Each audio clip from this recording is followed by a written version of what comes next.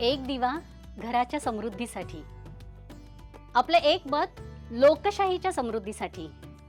लक्षात ठेवा, 7 फेब्रुवारी 2026 रोजी जिल्हा परिषद आणि पंचायत समितीच्या सार्वत्रिक निवडणुका आहेत.